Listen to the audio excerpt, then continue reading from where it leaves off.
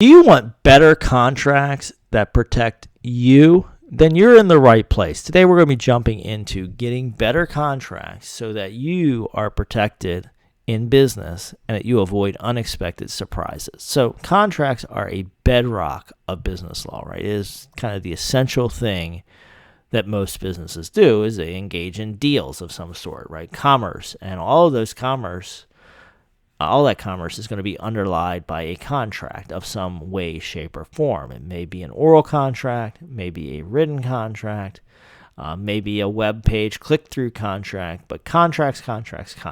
Almost every business deal is underlied by a contract. And so you may be thinking about, how do I have better contracts? How do I protect myself in business to make sure I'm taking care of my business, being fair to my customers, building a good reputation? These are all parts of good contracts, is balancing all of those factors and getting to an agreement that really works. So how do you get to good contracts? Well, first thing I always like to do with my clients when we're talking about contracts is talk about the operation of the business. How is the business being run?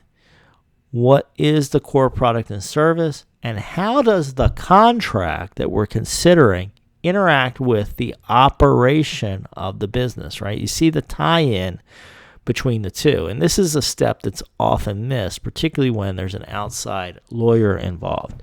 There's not a frank discussion about the business, its competitors, how it works, and how products are produced, and what the risk points and what the failure points are in the delivery of the good or service.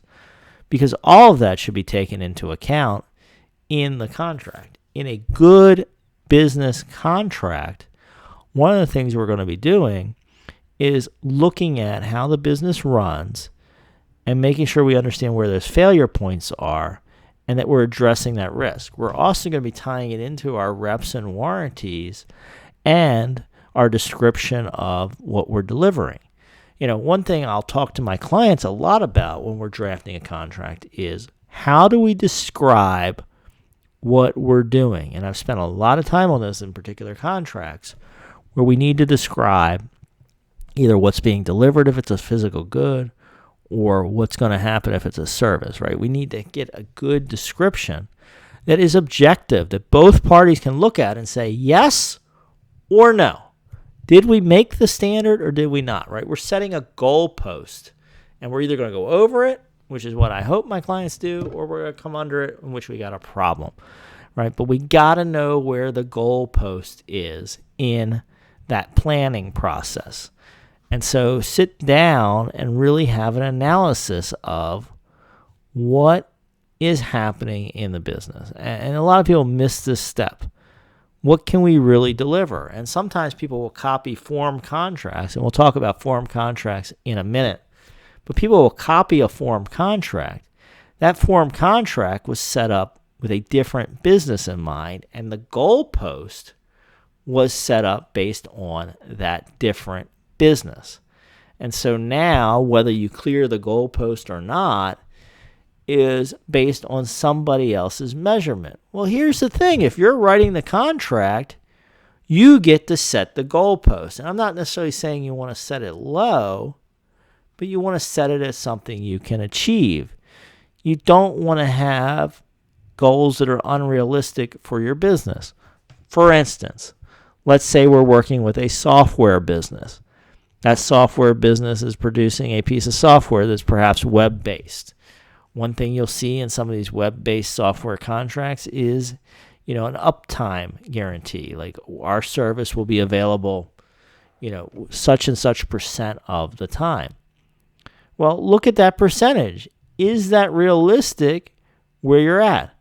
Now, if you're offering a niche, high-intensity product that has a lot of programming behind it, and, maybe is very, very new, so the bugs are still being worked out, you're offering the same service time percentage as a established company that is in a mega market that has tons of resources, may not be realistic.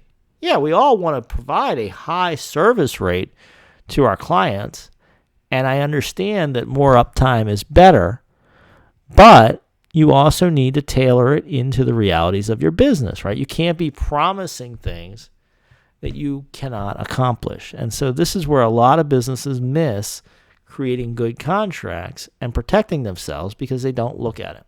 And that leads us into form contracts. Where I see a lot of problems come in these days is through form contracts.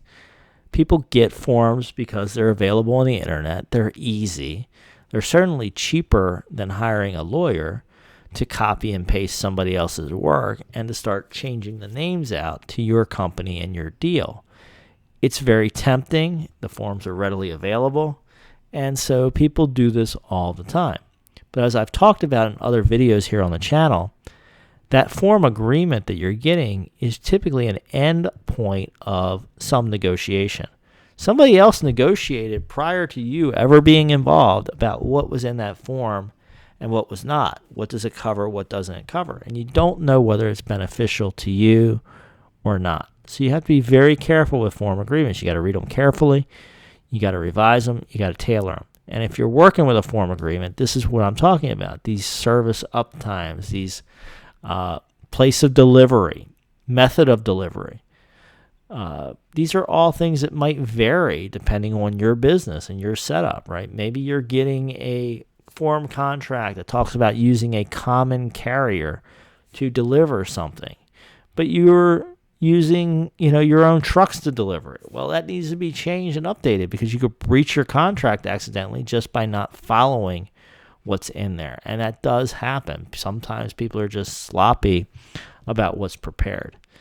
And also you want to be looking at that contract to think about how else is it connected to your protection, right? So getting a good operating contract, and we've now spent several minutes on that, is of utmost importance, and I think it's one that's missed a lot. So I spent a lot of time on that because I do think it's important you get your operation side of you and your business involved in writing the contract. The other thing you want to do is you want to read the contract front to back. Obviously, you want to think about who your counterparty is. I just did a video recently on counterparties and NDAs. It was short here on the channel, so you can go check that out. And who is on the other side of the contract is critically important because you need to know if they're creditworthy, if they have a strong reputation, if they're fly-by-night. All of these factors can apply into whether you're well protected, right? If you've got a good, strong company on the other side of the contract, they're less likely to have a problem. If you've got somebody weak financially that is a startup that has no established reputation in the market, they're more likely to be a problem, right? So I start with that first clause of who's signing the contract on each side, who's bound by the contract.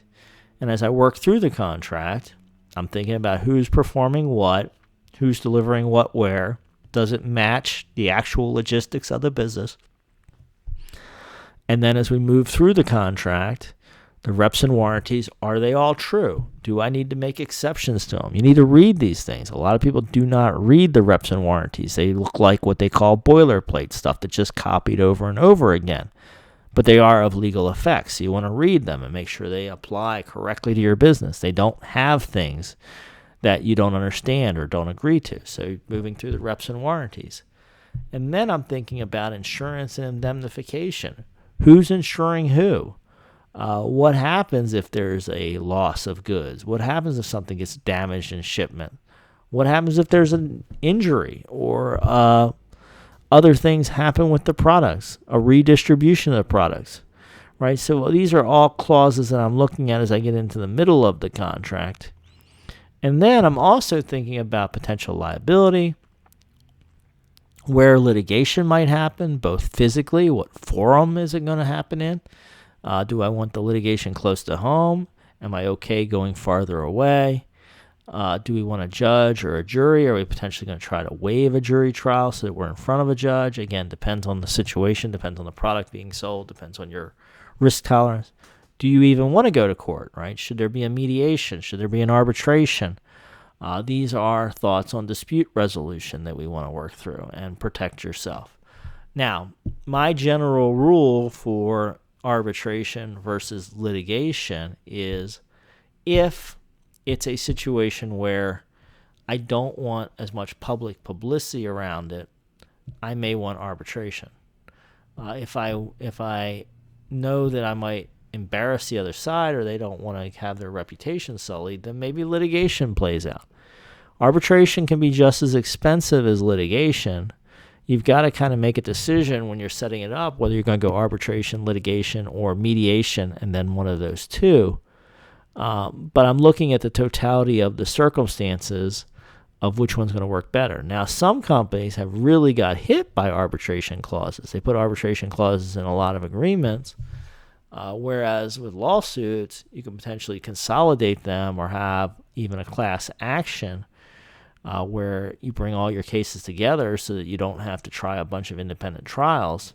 Arbitration, there have been cases where companies have done arbitration clauses on many contracts, and they end up in many, many arbitrations, which can be quite expensive and burdensome. So, right, these are the things that we're looking for. So we're looking at forum, we're looking at litigation versus arbitration, we're looking at whose law governs, and that may make a difference in the contract interpretation. There's usually a governing law clause later in the contract, and you get to pick and choose that. I'm thinking about execution and counterparties. Is it being executed by the right party? And then one thing, too, I've had some recent experience with is the schedules and exhibits. I like to use schedule and exhibits myself. I think it's a great way to compartmentalize information. A lot of times, like if a product has multiple components, I might describe those multiple components in a schedule or exhibit to keep the contract flowing and to keep it from getting overly cumbersome. But what I found now is that when you do that strategy, is some people forget to fill out the schedule or exhibit. They forget to attach it, or they forget to work through it, right? You got to have a complete contract to benefit yourself, right? I mean, you may be able to enforce an incomplete contract depending on which way the court goes, so I won't say they're completely unenforceable, particularly if you just miss some details in a schedule or exhibit. You might still have a contract subject to court interpretation of what that was. But how much better would it be if you had the complete contract written down the first time so you didn't have that issue? So a lot of tips there on how to protect yourself, folks. If you're a business owner and business leader thinking about these issues, I welcome your comments, suggestions, punch some buttons, like, share, comment. If you decide to be a subscriber, go check out our library of past videos, subscribe here. Let me know in the comments that you're a new subscriber, and I'd love to reply back to you if I can. And also, whether you're a new subscriber or an existing subscriber, let me know what kind of topics you'd like me to cover on business law and finance in future videos so that I can tune the content into you guys. All right, thanks for tuning in today, folks. Look forward to seeing you for another video soon.